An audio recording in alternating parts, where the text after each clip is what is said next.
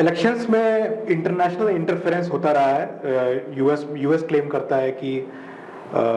उनके इलेक्शंस में रशिया ने इंटरफेयर किया।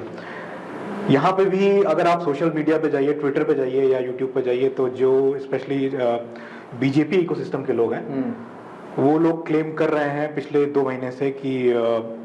इंटरनेशनल इंटरफेरेंस हो रहा है, ठीक है, यूएस के थ्रू। यूएस जो है प्रेशर बना रहा है जुडिशरी के थ्रू या फिर थ्रू एनजीओज जो है प्रेशर बनाया जा रहा है सरकार पे या फिर इस पे इलेक्शन कमीशन पे। तो तुमको क्या लगता है कि ये क्लेम सही है या फिर फ्रिवलस क्लेम है, कोई इसका कोई वैलिडेशन वो नहीं है, फाउंडेशन नहीं? बिल्कुल फ्रिवलस तो मैं इसलिए नहीं बोलूंगा क्योंकि एक पर्टिकुलर प्राइवेट चैनल को मोदी जी ने भी एक इंटरव्यू में शायद 10 दिन पहले आसपास है एक हिंट दिया था कि कई सारे एनजीओज और बाहर की ताकतें इंडिया के इलेक्शन प्रोसेस इंटरफेयर की कोशिश कर रही हैं जो कि सही नहीं है। जब देश के प्रधानमंत्री ही ये बात एक एक्सेप्ट कर रहा है,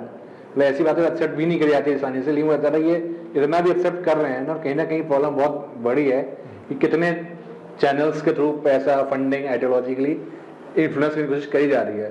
लेकिन बात यह है कि आज के दौर में जब आप एक ग्लोबलाइज वर्ल्ड में हो जहाँ पे फिजिकल बैरियर इतना मायने नहीं रखते, आप जर्मनी नाम तो मैंने क्यों लिया सब समझ ही रहे हैं, जर्मनी से बैठ के आप इंडिया में वीडियो बना के इन्फ्लुएंस कर सकते हो,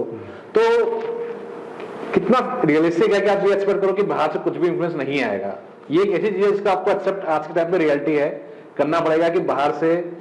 डिफरेंट कॉम्प्रोमाइज लोग होंगे, डिफरेंट तरीके की फंडिंग होगी जो वीडियो बनाएंगे, वहां से डिजिटल सोशल मीडिया के थ्रू ही आपको इन्फ्लुएंस कोशिश कर लेंगे। वो तो छोड़ दो कि जो वहां से फंड यहाँ डायरेक्टली आ रहा है आप उसको तो रोक भी लोगे, लेकिन आप सोशल मीडिया के थ्रू तो नहीं रोक सकते ना, या तो रोक ला दो सारे ट्विटर पे, फेसबुक पे, यूट्यूब पे, लेकिन वो चल रहा है तो उस तरीके से उस चैनल से तो इन्फ्लुएंस हमेशा आएगा ही आएगा। तो कहने की मुझे ऐसा लगता है कि इस पे ये बोलने से अच्छा कि हो रहा है कि नहीं हो रहा, कैसे हो गया, एक रियलिटी है कि इसे एक्सेप्ट करना पड़ेगा कि आप एक बड़े देश हो, आप बड़ी डेमोक्रेसी हो जिसमें दुनिया भर के लोगों के स्टेक हैं अपने अपने, कि किसकी गवर्नमेंट बनती है उसमें सबके देशों के अपने अपने स्टेक हैं, तो कहीं ना कहीं इन्फ्लुएंस तो होगा वो कहीं ना कहीं एक एक्सेप्टेंस आपको मेरे ख्याल से लानी पड़ेगी, ये कड़वी सच्चाई है। आपको क्या लगता है? हाँ, जैसा कि जो इंटरनेशनल एनजीओस हैं जिनकी फॉरेन फंडिंग है वो एंटी इंडिया एक्टिविटी में इन्वॉल्व है, ये तो प्रूव्ड है, और जिसके चलते कि यहाँ के गृह मंत्री ने बहुत सारे बैन लगाए, फॉरेन फंड रेड भी हुई थी।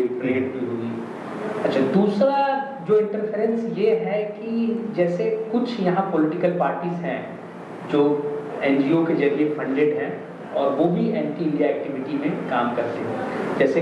एक पार्टी है जो खालिस्तानी मूवमेंट को ब्लाइंडली सपोर्ट करती थी और जिसके चलते सरकार में भी आ गई थी। अच्छा, आपने देखा होगा कि आपने देखा होगा एक और कि बहुत सारे लोगों को ईडी ने, सीबीआई ने बहुत सारे लोगों को अरेस्ट किया, बड़े बड़े नेता अरेस्ट हुए,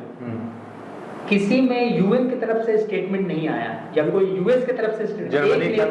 के भी आया था, एक नेता अरेस्ट हो गया, यूएन की तरफ से स्टेटमेंट आ गया और जर्मनी की तरफ से आ गया और कई फॉरेन कंट्री का स्टेटमेंट आ गया कि there should be fair trial, जबकि as a Indian we are having proud of our Indian judiciary and independence of judiciary. तो कोई एक नेता के अरेस्ट होने के बाद आखिर इतने फॉरेन गवर्नमेंट का स्टेटमेंट आना कि इसका फेयर ट्रायल होना चाहिए, इसका ये होना, इसका मतलब कहीं ना कहीं ये जो फॉरेन फंडिंग जो पॉलिटिकल पार्टी को मिल रहा है और जिस तरीके से मिल रहा है और जो सोर्स से मिल रहा है, वहाँ इस सरकार ने पूरी तरीके से जो उसको बैन किया है वो उनका फ्रस्ट्रेशन दिखता है। और इसी उसमें फिर जो एक बेल मिल गई, इंटरिम बेल, जिसको अमित शाह जी ने बोला रूटीन जजमेंट भी नहीं लगता है, तो देखने में ऐसा लगता है कि ये स्पेशल ट्रीटमेंट दिया गया है। इसको भी उस चीज से जोड़ो तो एक पिक्चर एक आम आदमी दम में ये जाती है कि कहीं ना कहीं सब कुछ जो दिख रहा है सामान वैसा है नहीं, कुछ लोगों को ऐसा लग रहा है कि जानबूझ के या फिर स्पेशली कोशिश की जा रही है कि इलेक्शन में खड़ा किया जाए इन लोगों को। तो इसका वो क्या लगता है कि वो जो बेल दी गई है उसका लोगों के जहाँ एक सैकी पे, स्पेशली जो बीजेपी का वोटर है या फिर जो न्यूट्रल वोटर है, उसके सैकी पे क्या फर्क पड़ा होगा कि यार जैसे हेमंत सोरेन को बेल नहीं मिली, अभी तक तो नहीं मिली है जब हम शूट कर रहे हैं, केस वही है, बस उसने उस बेचारे ने या फिर उनने क्या कहते हैं अरेस्ट होने से पहले रिजाइन कर दिया, जो कि एक मोरालिटी वाइज भी सही था, कॉन्स्टिट्यूशन मोरालिटी वाइज, इन्होंने नहीं किया। उसका इन्हें तो एडवांटेज मिल गया कि सिटिंग सीएम थे, इनको वो करना चाहिए 50, तो इनको बेल मिल गई, उनको अभी तक नहीं मिली। तो ऐसा जो जजमेंट पास होगा, जो कई ज्यादा जुडिस बोले ऐसा लॉ जुरिस्प्रूडेंस में कोई बैकग्राउंड नहीं है कि आपने प्रचार के लिए किसी को बेल दे दी 15-20 दिन के लिए और फिर बाहर आके क्या क्या हो रहा है तो सब देख ही रहे हैं। तो इसका भी क्या मैसेज जाता है लोगों के दिमाग में, जो स्पेशली एक लेमैन है जिसको इतना नहीं पता, उसके हमें क्या ये मैसेज नहीं जाएगा कि लॉ सबके लिए, कानून सबके लिए बराबर नहीं है, या आप एक पर्टिकुलर पार्टी पॉलिटिशियन हो तो आपको सुप्रीम कोर्ट किसी ना किसी तो आपको बेल जरूर मिल जाएगी। लेकिन ये बात तो जरूर है कि ये जो इंट्रीम बेल है ये रियली में कंट्रोवर्शियल है, और इस तरीके का रिलीफ मिलना एक पर्टिकुलर पर्सन को इट एस्टैब्लिशेस बैड प्रेसिडेंट, इसमें कोई दो मत नहीं। और जैसा कि हम मानते हैं कि जो हमारा सुप्रीम कोर्ट ऑफ इंडिया है वो बहुत इंडिपेंडेंट है, लेकिन कई मामलों में जो मुझे लगता है कि कुछ बड़े बड़े एडवोकेट से, जजेस से इन्फ्लुएंस हो जाते हैं। ये एक लॉबी बनी हुई है, एक लॉबी बनी हुई है, और वो कुछ ऐसे इन्फ्लुएंशियल एडवोकेट हैं जो जज को इन्फ्लुएंस करके अपने मनमाना डिसीजन ले लेते हैं। इस केजरीवाल जी के केस में ये देखने को मिलता है कि कई हमारे जो फ्रेंड हैं जो सुप्रीम कोर्ट में प्रैक्टिस करते हैं, तो बोलते भी हैं कि कई जजेस जो है 1 मिनट भी नहीं सुनते, तुरंत योर केस इज डिसमिस्ड लाना। लेकिन कुछ जो इन्फ्लुएंशियल एडवोकेट हैं, कुछ बड़े एडवोकेट हैं, उनको बहुत ज़्यादा टाइम